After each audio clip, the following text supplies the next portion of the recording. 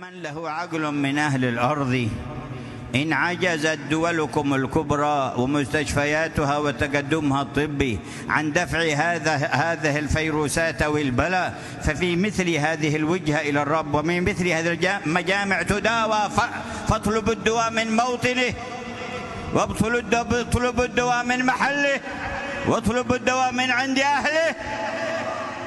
فما جعل الله خيرات الأمة بيد كفار ولن يجعلها، ولا جعلها بيد فجار ولن يجعلها، وخيرات الأمة بيد على يد الأنبياء يرسلها، وعلى يد الأصفياء من بعدهم يبديها ويبرزها. الله الله الله جل جلاله وتعالى في علاه. فدعونا في اجتماعاتنا، ودعونا في زياراتنا، واطلبوا الشفاء بها، واطلبوا كشف الكرب بها، واطلبوا دفع الشدائد بها. فلا والله ما تداوى الأمراض ولا العلل ومختلف النوائب بإغلاق المساجد،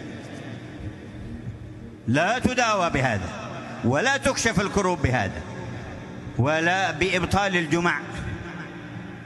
من زين لهم أن هذا ينفعهم؟ وكل من سارع إلى هذا أدى فيهم أكثر، والمرض عندهم أشد. من أين؟ وإذا مرضت فهو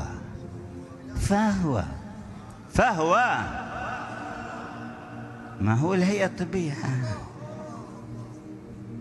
فهو يشفين جل جلاله وتعالى في علاه. وإلى متى ينبهكم الله ولا تتنبهوا، ويذكركم ولا تتذكرون؟ وإن في ذلك لذكرى لمن كان له قلب أو ألقى السمع وهو شهيد جل جلاله. وكم في الكون من عبر، وكم في الكون من آيات، وسنريهم آياتنا في الآفاق وفي أنفسهم حتى يتبين لهم أنه أولم يكفي بربك أنه على كل شيء شهيد. ألا إنهم في مرية من لقاء ربهم، ألا إنه بكل شيء محيط، ألا إنه بكل شيء محيط، ألا إنه بكل شيء محيط. فليطلب دواء القلوب ودواء الأجساد بالصدق مع رب العباد، وبالورود إلى موارد أرباب المحبة والوداد من ورثة خير العباد صلى الله عليه وآله وسلم. اللهم ارفع أعلام أهل هذه الهدايات، واجعلنا ممن ترعاهم منك عين العنايات، وبارك لنا في هذه الخيرات،